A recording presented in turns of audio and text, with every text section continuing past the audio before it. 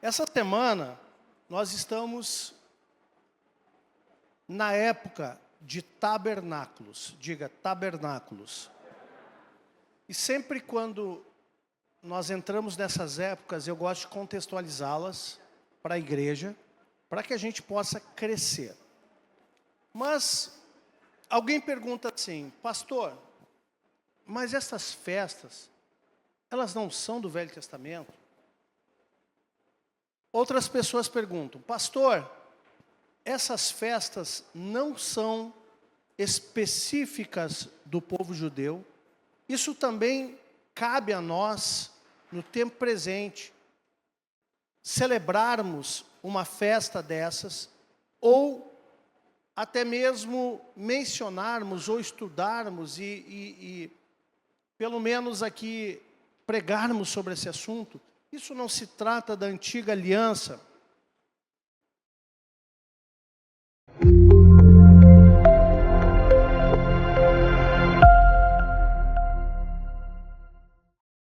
Então nós sabemos, queridos, que tem coisas que foram dadas para os judeus específicos, sim.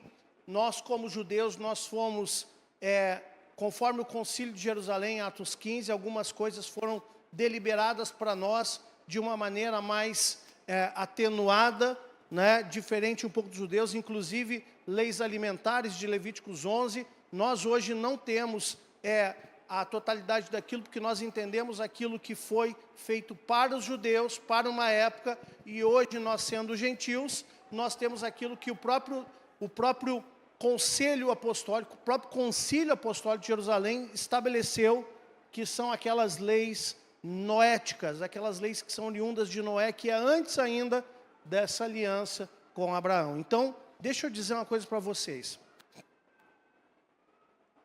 Mas tem coisas que são imutáveis. Por exemplo, alguém acha que os 10 mandamentos devem ser desprezados porque está no Antigo Testamento? Claro que não.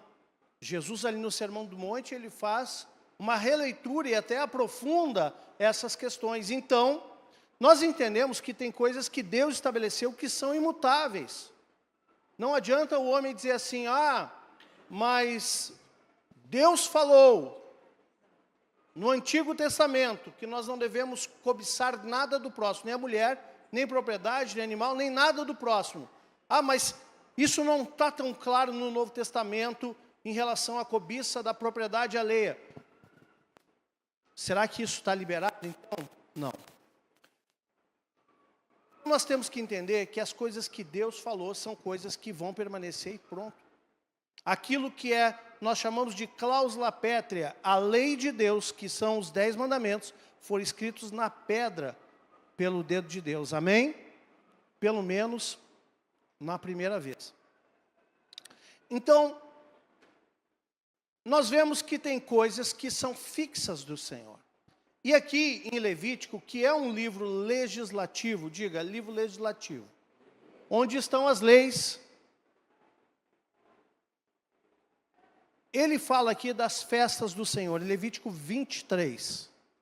E ele diz assim, disse o Senhor a Moisés, fala aos filhos de Israel e diz-lhe, as festas fixas do Senhor, que proclamarei, serão santas convocações, são estas minhas festas. Então, ele está dizendo aqui que a festa não é do judeu, a festa não é do povo, não é nem nossa, a festa é de quem?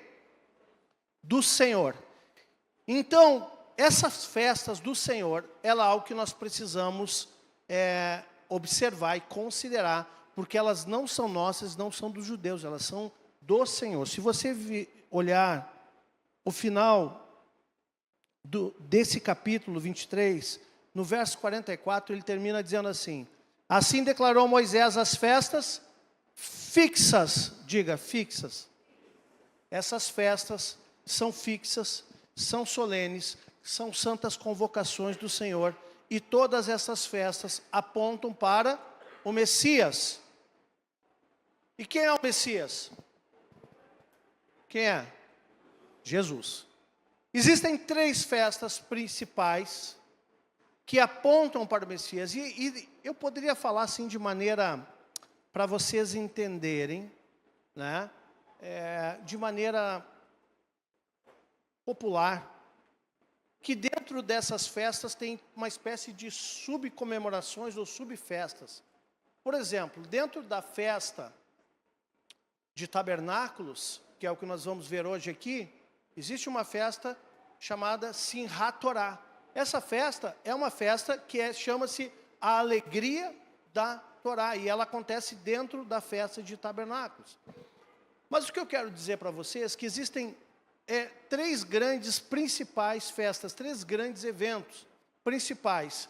Um é a Páscoa,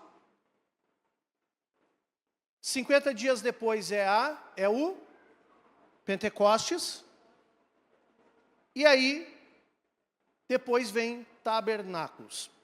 A Páscoa é a Pessach, que é a passagem de Deus, né, sobre o povo de Israel, dando livramento dos seus inimigos. Sobre o povo dos hebreus, né, dando livramento dos hebreus dos seus inimigos, dos egípcios.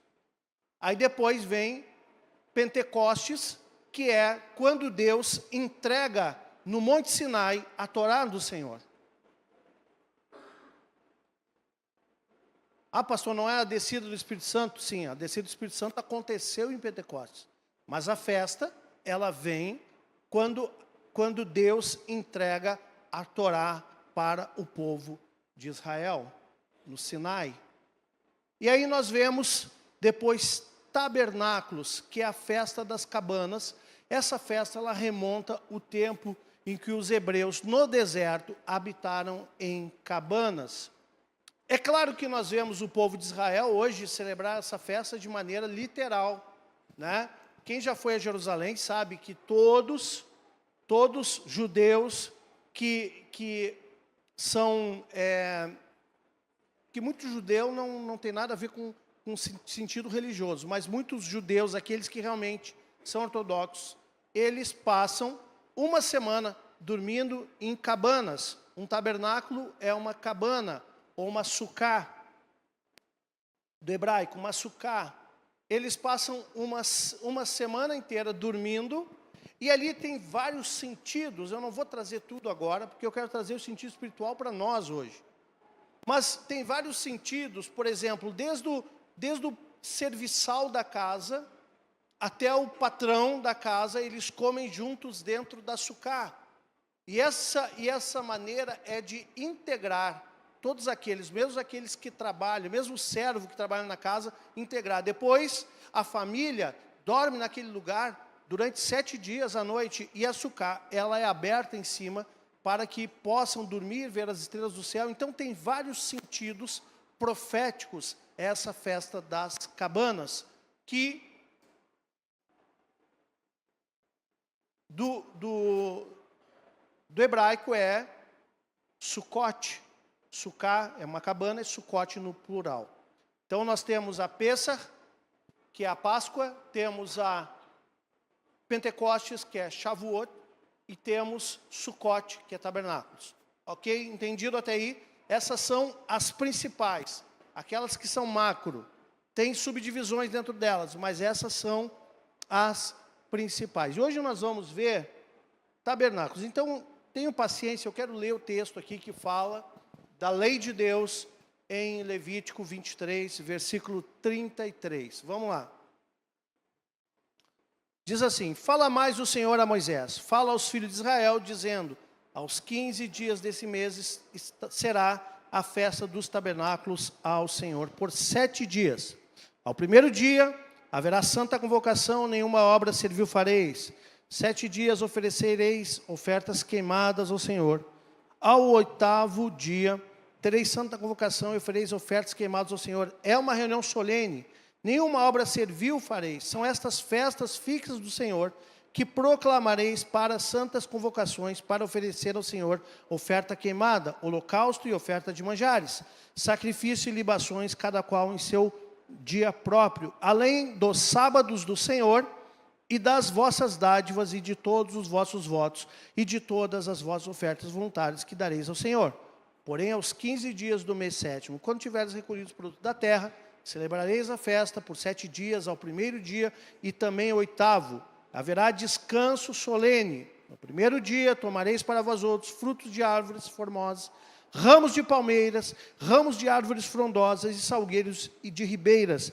E por 7 dias vos alegrareis perante o Senhor vosso Deus. Celebrarei esta festa por 7 dias cada ano. É estatuto perpétuo, então é para sempre. E depois você vai ver que escatologicamente, na época do milênio, todos nós, com o corpo glorificado, e todas as famílias da terra subirão em tabernáculos em Jerusalém para celebrar tabernáculos. Depois nós vamos ler isso. Senão, a promessa é que, se não acontecer isso, a chuva não virá sobre aquela nação. Celebrareis esta festa ao Senhor por 7 dias, cada ano, estatuto perpétuo pelas vossas gerações. No mês 7º a celebrareis. 7 dias habitareis em tendas de ramos. Todos os naturais de Israel habitarão em tendas, para que saibam as vossas gerações que eu fiz habitar os filhos de Israel em tendas, quando os tirei da terra do Egito. Eu sou o Senhor vosso Deus. E depois ele fala de novo que essas festas são festas fixas do Senhor. Esses ramos que eles falam aqui, no 40, tá? No primeiro dia tomarei para vós outros fruto das árvores formosas, ramos de palmeiras, ramos de árvores frondosas e salgueiros de ribeiras, e por 7 dias. Então, o que eles fazem com esses ramos? Quem vai a Israel vê isso, tá? Eles pegam esses ramos e eles fazem como se fosse uma adoração com uma oferta movida. Então, eles movem esses ramos. Faz parte, né, da tradição daquele lugar. Então, é claro que nós não celebramos dessa forma tão intensa, pelo menos até a revelação que temos hoje, ok? Mas o que nós entendemos é que é uma festa do Senhor e por isso nós devemos considerar os princípios que estão incutidos nela e pelo menos mencioná-la e pelo menos ver o que o Senhor tem para nós no tempo presente. Amém, igreja? Vocês estão entendendo? Beleza, então vamos lá. Por que eu li o texto? Para você ter conhecimento do texto. Mas vamos agora mais devagar para entender, então, o que isso tem a ver conosco nos dias de hoje, tá? Então, abre em Levítico, capítulo 26, versículo 11. Enquanto ele coloca, onde essas festas apontam para o Messias? A Pêssar, ela aponta para... Vou começar com tabernáculos, tá? Sucote aponta para o que do Messias? O quê? Mas Jesus não nasceu em 25 de dezembro? Não. Jesus nasceu em tabernáculos que fica em torno de setembro, outubro. Jesus nasceu nessa época. Então, não vou entrar na questão do Natal, né, mas existe todo um motivo porque as pessoas comemoram hoje o nascimento de Jesus, 25 de dezembro, mesmo ele não tendo nascido nisso. Tem toda uma questão histórica. Mas para você ter conhecimento, Jesus não nasceu em dezembro. Jesus nasceu ali em meados, final de setembro, início de outubro, na festa de tabernáculos. E quando ele voltar na sua vinda gloriosa, ele colocará os pés no Monte das Oliveiras, na festa de tabernáculos. Então preste atenção, porque o princípio é importante. O problema não é a gente questionar outra data, o problema é nós abrirmos mão do princípio que está incutido nessa, né? Então é importante. E qual o sentido onde a Pêssar, a Páscoa, aponta para o Messias? O que se comemora na Páscoa? Além da passagem de Deus dando livramento ao seu povo no Egito. O que se comemora na Páscoa? A morte e a ressurreição de Cristo. Então, se tabernáculos aponta para o nascimento, a Páscoa aponta para o sacrifício de Jesus, onde ele, na festa da Páscoa, ali na última ceia, ele traz ali a revelação que ele era o Filho de Deus e que aquele sacrifício, aquele sangue da nova aliança ia nos purificar de todo o pecado. E ele era o pão que desce do céu. Por isso nós fazemos a ceia. todos os meses, porque ele deixou esse mandamento para nós. Mas e Pentecostes? Onde Pentecostes aponta para Cristo? Gente, eu falo isso todo ano, né? Quem está comigo aqui há 10 anos ouve essa palavra todo ano. E nos próximos 10 vai continuar ouvindo. E 20, e quantos mais o Senhor der. Amém? Para onde aponta Pentecostes para Cristo? Como acontece isso? Vamos lá. A Bíblia fala lá em João que ele diz assim: quando eu subir aos céus e for glorificado, eu enviarei do meu Espírito. Enviarei o Espírito Santo. Então, Pentecostes, ele é a glorificação de Cristo. E onde ele envia do seu Espírito sobre a terra agora. Amados, tudo aponta para o Messias. Existem outras festas que também apontam para o Messias. Por exemplo, Hanukkah aponta para a concepção. Mas essa é uma festa dos judeus que tem princípios muito interessantes. Nós já falamos isso aqui, sobre Hanukkah. Porém, eu não posso dizer que essa é uma festa do Senhor, embora tenha princípios, embora tenha coisas para nos ensinar, mas estas aqui, de Levíticos 23, são as festas fixas do Senhor. Amém? Vamos ler aqui o texto, então, em Levítico 26, 11. Porém o meu tabernáculo no meio de vós, e a minha alma não a aborrecerá. Próximo. Andarei entre vós e serei o vosso Deus, e vós sereis o meu povo. Olha só, aqui em Levítico, já profetizando que Deus colocaria o seu tabernáculo, e isso, a plenitude disso, não foi somente Deus, quando ele coloca ali um tabernáculo, o tabernáculo de Moisés, onde havia dentro do Santo dos Santos, uma arca, onde havia um propiciatório, que o sacerdote derramava sangue ali, de animais uma vez por ano, no dia de Yom Kippur, para perdão de pecados. Não era somente isso, mas Deus, ele se manifestava sobre o propiciatório. Ali havia uma espécie de eletricidade chamada Shekinah, e essa Shekinah descia naquele lugar, e a glória de Deus estava ali. Amém, queridos? Ele diz que eu colocarei meu tabernáculo, mas nós sabemos que no plano redentivo do homem, a profecia de Cristo acontece desde Gênesis, e a plenitude do tabernáculo de Deus na terra foi Cristo. Por isso ele diz: no princípio era o verbo, e o verbo estava com Deus, e o verbo era Deus. Mas o verbo veio então, e ele tabernaculou. A palavra original é tabernaculou, ou seja, ele se fez casa aqui na terra, ele se fez como uma cabana, ele entrou aqui na nossa vida e habitou entre nós. Então, tabernáculos aponta também que Jesus, ele vem e tabernacula, que palavra difícil, né? Entre nós. Por isso o nascimento também foi em tabernáculos. Mas há uma matemática, não vou falar aqui para não perder tempo, que nós biblicamente encontramos essa época de tabernáculos, nascimento de Cristo, através da Bíblia.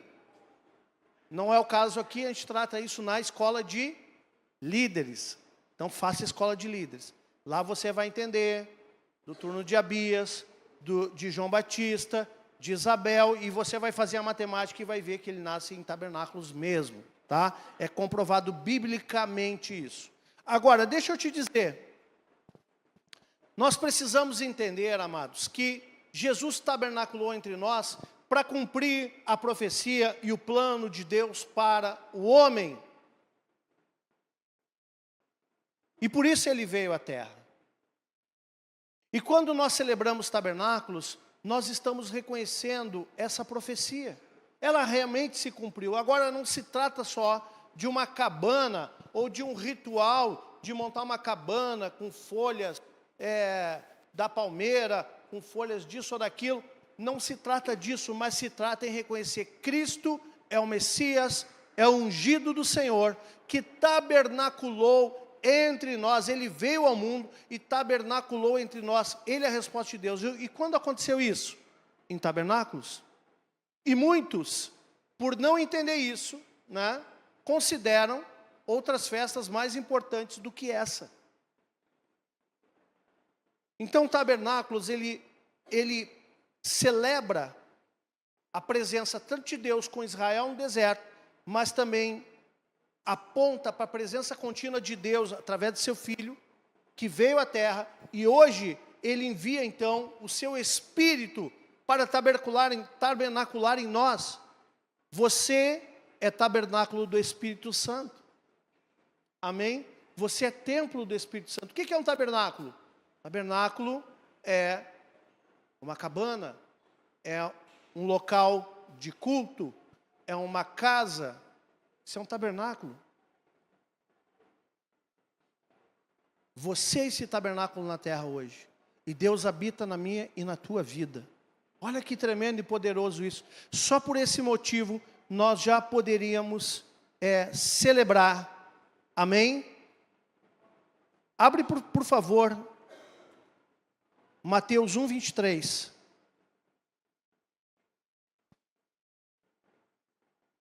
Eis que a virgem conceberá e dará à luz um filho, esse chamado pelo nome de Emanuel, que quer dizer Deus conosco. Aí está o cumprimento da profecia. É Deus agora conosco, porque Deus não estava com o homem. Mas agora Deus está conosco, Ele está em nós, através do Espírito Santo. Então nós podemos, diga, obrigado Jesus, porque o teu filho tabernaculou. Diga, porque o teu filho tabernaculou. E porque agora eu sou o tabernáculo do Espírito Santo. Muito obrigado, Jesus. Amém? Agora, vamos para Deuteronômio 8, 15. 8:15. O tabernáculo, essa festa, ela foi estabelecida no deserto, onde o povo de Israel habitou em tendas. E Deus aqui se mostra a provisão para tempos de deserto. Olha o que ele diz aqui. Que te conduziu por aquele grande e terrível deserto, de serpentes abrasadoras, de escorpiões e de secura, que não havia água, e te fez sair água da pederneira. Próximo. Que no deserto te sustentou com maná, que teus pais não conheciam, para te humilhar, te provar e afinal te fazer bem. Gente, se nós pudéssemos resumir nesse texto, o modelo de Deus para tratar o ser humano é isso. Ele prova, Ele humilha, Ele faz o que for necessário para no fim te fazer bem. Então, se você está no deserto hoje, quem aqui está vivendo no deserto? Com seriedade. Tem alguns aqui, corajosos. O Senhor está te preparando para te fazer bem. Amém? Você recebe. Em nome de Jesus, eu profetizo que você será surpreendido. Só aqueles que levantaram a mão, tá? Levanta aí. Eu profetizo, recebe. Eu profetizo que você será surpreendido pelo Senhor, com a bênção que Ele liberará na tua mão. E essa tribulação que você está passando, esse deserto não é para te destruir. As serpentes são abrasadoras, é difícil, mas eu quero te dizer, Deus vai te fazer bem, e você vai sair se alegrando, dizendo, obrigado Jesus, por tudo que o Senhor fez na minha vida. O deserto, ele vai terminar. Sabe qual é o tamanho do teu deserto? É o tamanho da tua boca. Que só fica no deserto rebelde e murmurador. E eu nunca vi um rebelde que não murmura. Então, o teu deserto é o tamanho da tua boca. Enquanto você continuar murmurando, meu irmão, esquece. Deus precisa aplicar o tratamento para o tempo, né? O varão, a varoa não estão prontos ainda para sair. Mas quando você for inteligente espiritualmente falando, você vai usar a sua boca para dar fim no deserto. Amém? Na quinta-feira estive em Arroio do Tigre. Um beijão para a turma de Arroio do Tigre. Eu sei que muitos estão assistindo. E eu ministrei com eles a parábola do juiz iníquo. E ali tem um texto que fala no final, que se aquele homem, que era um homem que não temia ninguém, que não respeitava ninguém, entregou o favor dele para aquela viúva que começou a incomodar ele, importuná-lo. A Bíblia diz assim no final da parábola, que Jesus contou: não fará Deus justiça depressa aos seus escolhidos, que clamam de dia e de noite? Então eu quero te dizer, se você está no deserto, a tua saída é começar a clamar a Deus de dia e de noite, dizendo: Deus, faz justiça na minha vida. Deus, aplica a tua justiça. Deus, julga a minha causa. Leia essa parábola depois. Deus, julga a minha causa. A tua boca é para clamar dia e noite para Deus julgar a tua causa. Amém, Arroio do Tigre? Nós ministramos isso. Então, não fique no deserto, amado. Então, o deserto, ele faz isso, ele aconteceu assim, e ele faz isso em nossas vidas. Ele nos coloca numa posição de clamor, para que a gente possa sair do deserto. Então, a festa de tabernáculos, ela relembra a provisão de Deus, o sustento de Deus no deserto. Se você está no deserto hoje, não esqueça que a provisão de Deus não vai terminar. Ele vai te sustentar. Eu sei que é difícil passar pelo deserto. Eu sei que a nossa alma fica inquieta, que muitas vezes nós estamos ali dizendo: Deus, não aguento mais. Mas eu quero te dizer, meu irmão, você não vai morrer por causa disso. Então aguenta e começa a clamar que Deus tome a tua causa de dia e de noite, porque depressa, a Bíblia diz, Ele fará justiça aos seus escolhidos. Quem recebe, diga: eu recebo, em nome de Jesus. Então, a festa de tabernáculos, ela nos traz esse entendimento que Deus é um Deus de provisão no meio do deserto. Você não vai morrer. Essa situação não é para te matar. Essa situação é para te fazer bem. Mas você vai ter que entender que você precisa começar a clamar e a confiar plenamente na provisão divina em todas as áreas da tua vida, mesmo nos momentos de maior necessidade. Amém, queridos?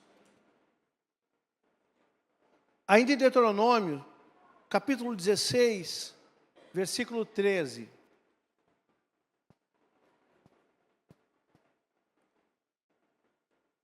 Olha o que diz: a festa dos tabernáculos celebrá-la-ás por 7 dias, quando houveres recolhido da tua eira e do teu lagar.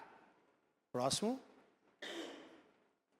Alegrar-te-ás na tua festa, tu e o teu filho, e a tua filha, e o teu servo, e a tua serva, e o levita, e o estrangeiro, e o órfão, e a viúva, que estão dentro das tuas cidades. Próximo. 7 dias celebrarás a festa ao Senhor teu Deus, no lugar que o Senhor escolher, porque o Senhor teu Deus há de abençoar-te em toda a tua colheita.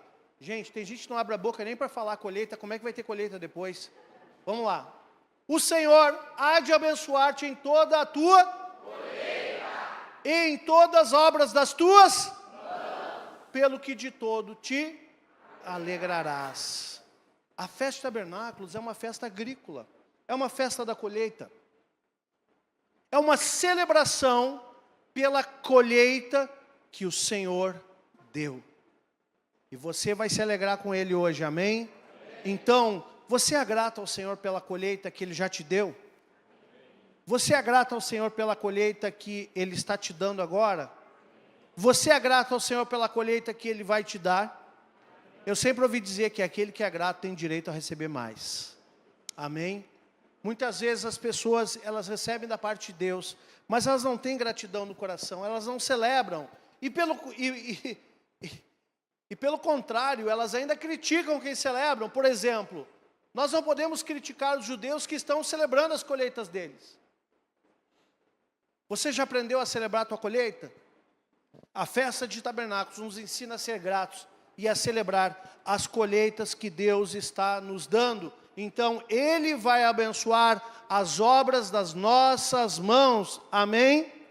Então, recebe a tua colheita em nome de Jesus. Diga: eu recebo. Então, a festa de tabernáculos marca o final da colheita e reflete a gratidão a Deus por todas as bênçãos recebidas. Tem gente que pede, pede, pede, mas nunca se lembra de ser grato ao Senhor. Um coração grato é um coração que reconhece o que Deus fez. Um coração grato é um coração que adora o Senhor. Um coração grato é um coração que dá a honra e glória ao nome do Senhor. Mas um coração ingrato, ele não reconhece nada. Deus dá e ele reclama. Deus dá e ele está infeliz, insatisfeito. Eu não ia pregar uma palavra que eu preguei em outra igreja esses dias, mas acho que eu vou pregar aqui sobre contentamento. Nós temos que aprender a nos contentar, amados. O coração ingrato não fica contente, nunca. E Paulo disse, posso tudo nas coisas, posso tudo naquele que fortalece. Mas antes, ele fala, aprendi a me contentar com tudo. Com pouco, com muito e com nada. Então, contentamento te liberta para que você possa poder todas as coisas naquele que te fortalece. Amém? Eu acho que eu vou pregar essa palavra aqui algum dia. Amém? Então, o desafio é nós sermos gratos a Deus por todas as bênçãos e também engajar o nosso coração, a nossa fé nessa colheita espiritual. E essa colheita espiritual que nós temos hoje é justamente nós estarmos levando o Evangelho para mais pessoas, pregando o Evangelho para mais pessoas. Há uma colheita espiritual em curso, e alguns se engajam, mas alguns fazem de conta que ela não existe. E hoje nós estamos trabalhando nisso, amados. E eu espero de coração que nessa festa de tabernáculos, que nessa época, você se desperte também para ser um multiplicador do reino do Senhor. Amém? Abre agora em 2 Coríntios capítulo 5. Estamos indo, entendendo aqui tabernáculos.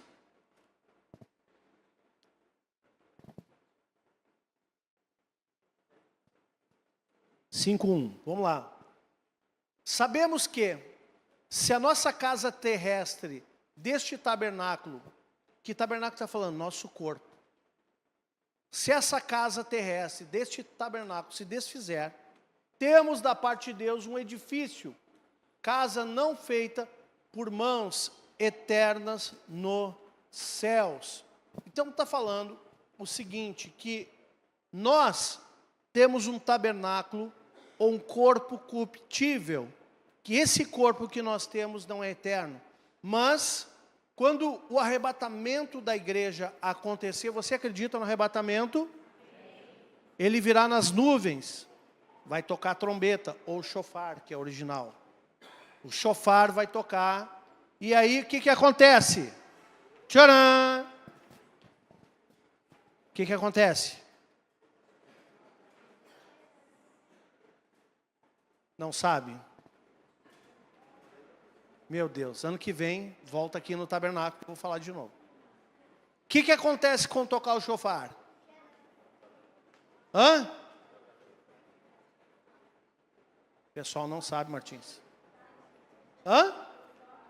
Aqui te haverá-se os mortos em Cristo ressuscitarão primeiro. E aí eles receberão o quê? O corpo glorificado. Amém? E depois nós, os vivos, em Cristo, também receberemos um corpo glorificado. E juntos seremos edificação de Deus. Edifício de Deus. Olha que tremendo isso.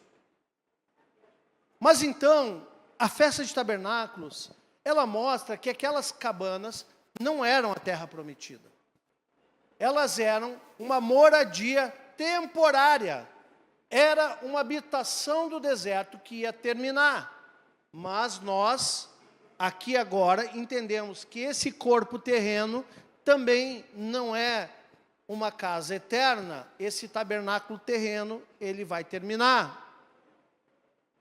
E aí nós teremos um corpo glorificado, que não é feito por mãos humanas, mas é o corpo glorificado, assim como Jesus, depois de ressuscitar, ele ressuscita não no corpo corruptível, mas no corpo glorificado. Amém? Jesus é a primícia dos que dormem.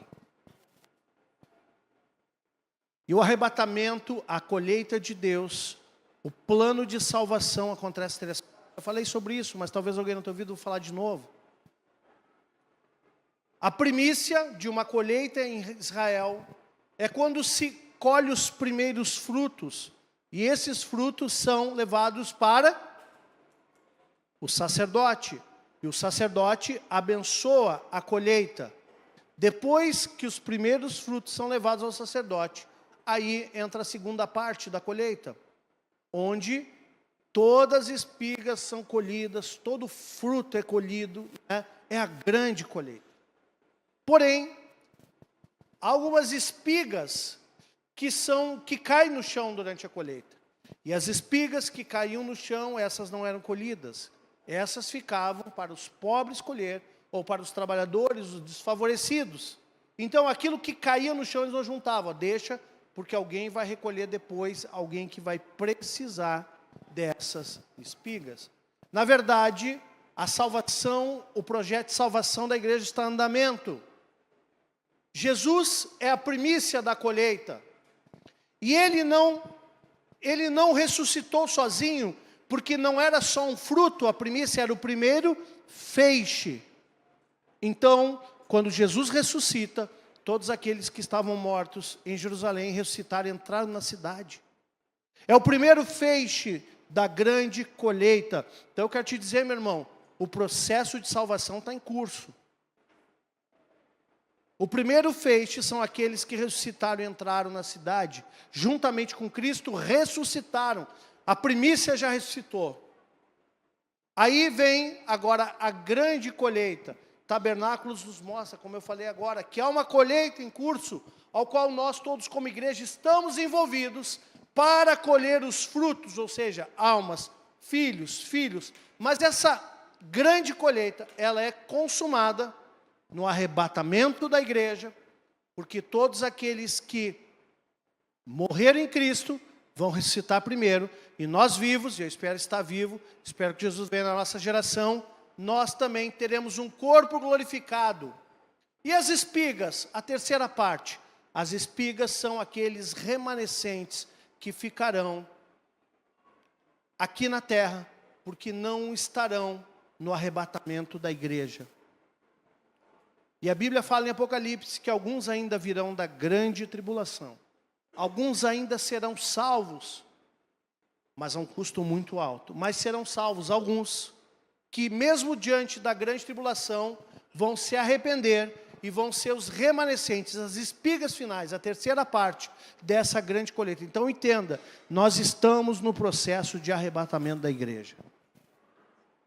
Fique esperto. Olha, eu estou doidinho para fazer uma série só sobre Apocalipse, gente. Faz alguns dias eu terminei novamente de estudar, porque eu estudo de maneira recorrente. Faz alguns dias eu terminei novamente de estudar. Cheguei a tantas conclusões, depois de ler 50 vezes aquilo. Foi tremendo. E a Bíblia diz que, bem-aventurado aqueles que leem a profecia desse livro. Então, se você não entende nada, se você só lê, você já é abençoado. Então, leia Apocalipse. Não entendi nada, pergunta para mim que eu respondo, se eu puder, né? Amém? Vamos lá então. Agora, abre em João, capítulo 7, 37. Vamos lá, João 7, 37.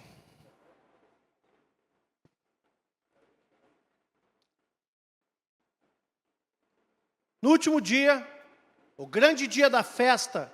Que festa era, meu irmão? Tabernáculos, é o que nós estamos falando, né?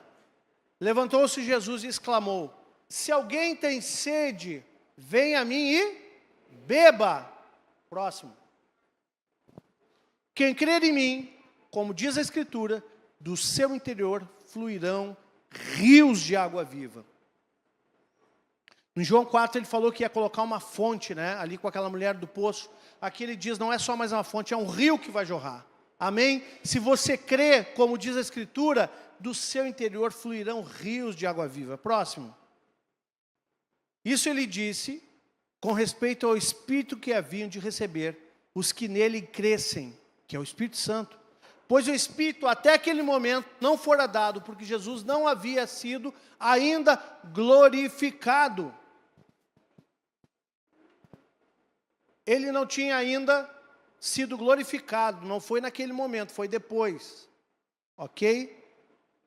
Mas nós vemos, amados, que o Senhor Jesus, Ele disse, olha, se você crer, um rio vai fluir do teu interior. E Ele diz, eu sou a fonte de água viva. Se alguém tem sede, vem a mim e beba. Queridos, deixa eu dizer uma coisa para vocês. Durante a festa de tabernáculos, havia um ritual que eles buscavam nos grandes jarros sacerdotes água no tanque de Siloé, que ficava tinha a cidade antiga de Jerusalém, e aí quando descia o morro vinha a cidade de Davi, e lá embaixo, no pé, porque é um grande monte, né? No pé da cidade de Davi fica o tanque de Siloé. Então os sacerdotes, eles iam lá no tanque de Siloé, e voltavam cantando.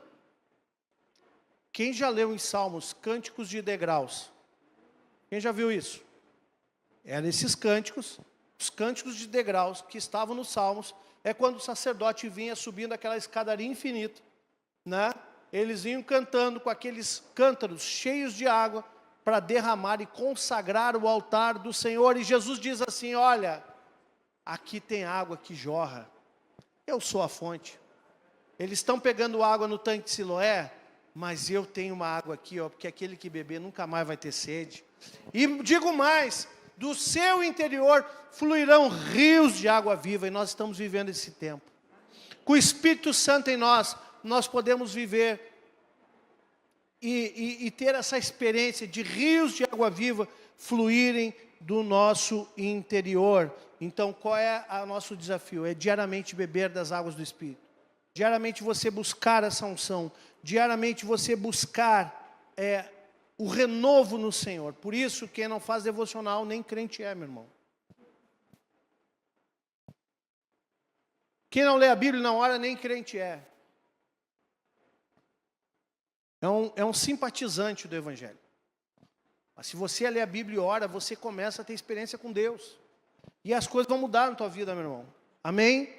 Isso acontece também na festa de tabernáculos. Amém, queridos? E, para fechar, não quero me estender muito, agora vamos à profecia milenar.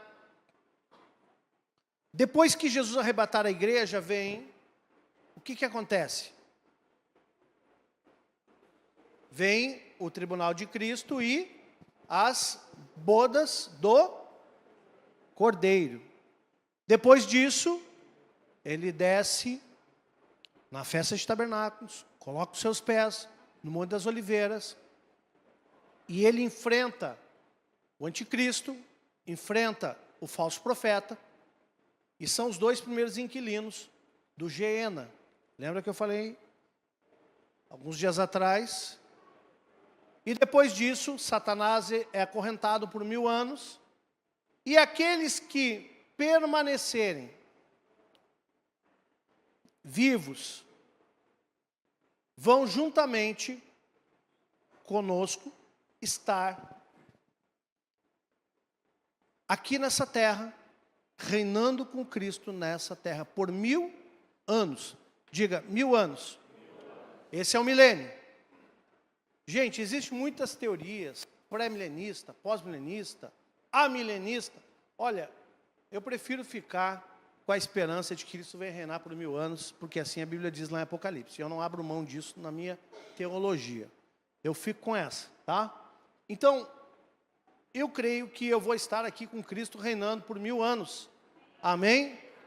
Já com o corpo glorificado, então terão pessoas que vieram e passaram pela grande tribulação e permaneceram da forma que são, e terão pessoas que serão diferentes, que reinarão com Cristo. A igreja Mas essa igreja com um corpo glorificado diferente das demais pessoas.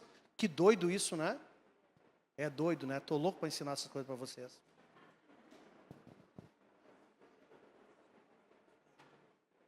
Abre em Isaías. Não abre ainda, para aí. Vamos abrir outro texto aqui. Abre em Zacarias 14, 16 e 17.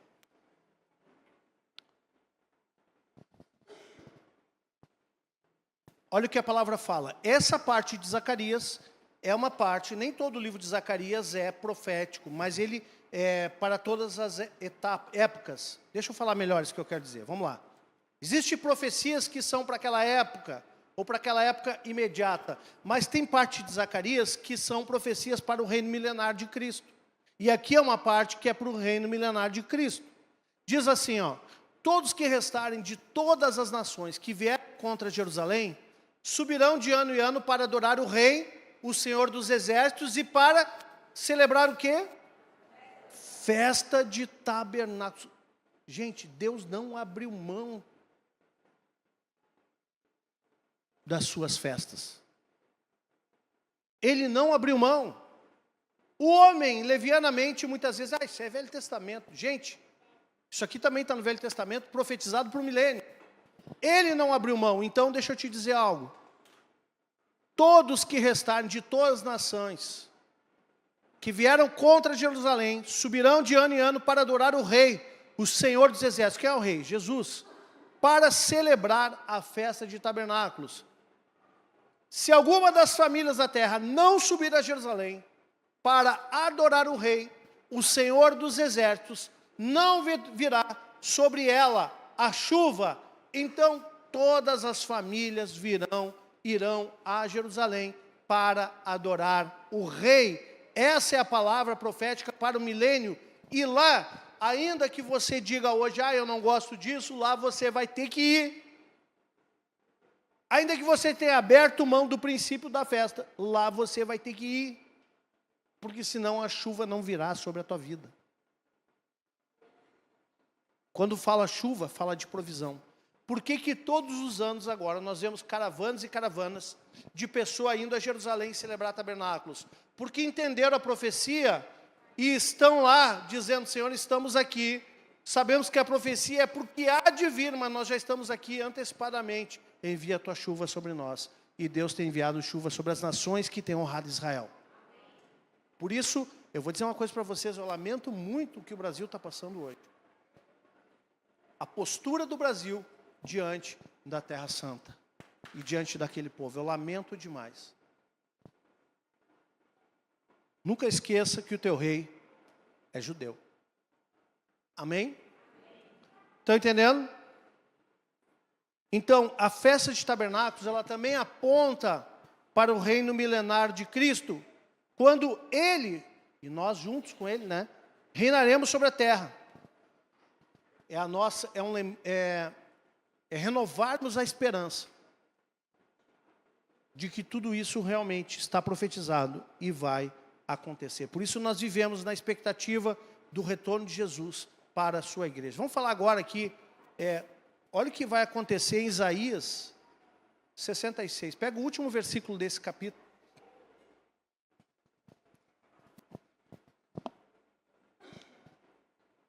Aqui está falando de quando as pessoas vão a Jerusalém no milênio.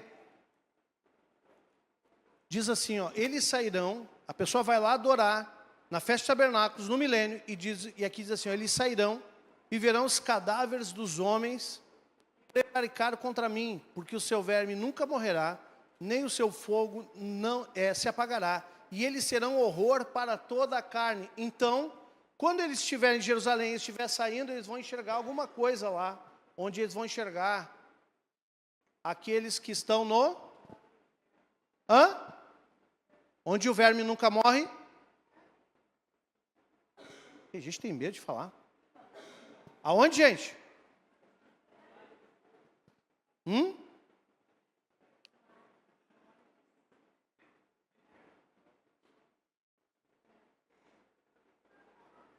No Sheol. Aqui é o Sheol, ok?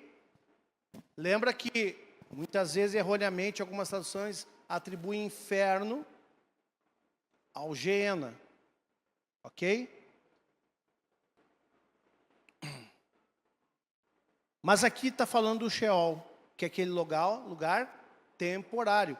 Porque o juízo final de Deus e do seu Filho, Jesus Cristo, no trono branco, chamado juízo do trono branco, acontecerá somente ao final do reino milenar de Cristo. Satanás será solto. Ali haverá uma batalha final.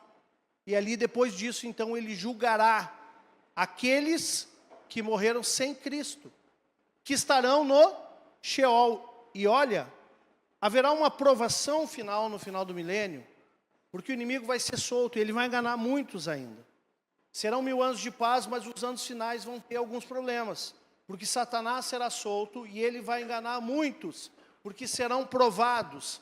E aí nós vemos que Jesus vai deixar uma marca, deixa o texto ali, vai deixar aqui um lembrete, para aqueles que forem a Jerusalém, eles sairão e verão os cadáveres dos homens, que prevaricaram contra mim, porque o seu verme nunca morrerá, e nem o seu fogo nunca apagará, e será um horror para toda a carne. Então eles verão o Sheol, vai ter, não sei como vai acontecer isso, mas verão o Sheol, e eles olharão assim, olha só, aqueles lá prevaricaram contra o Senhor, e por isso eles estão lá aguardando o julgamento final.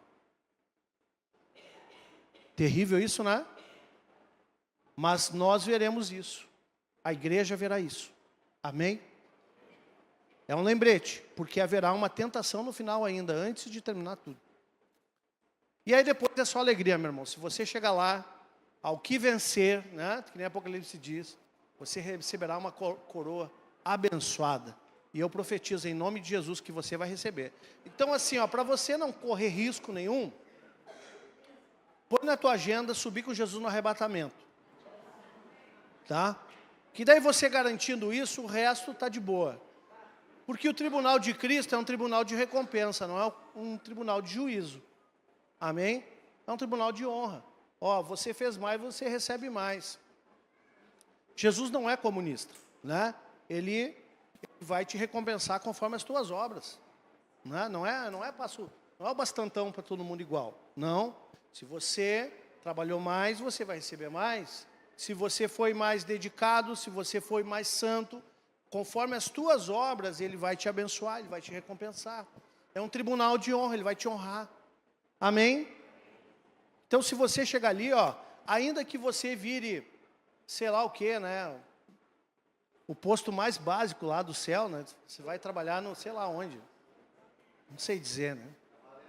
Hã?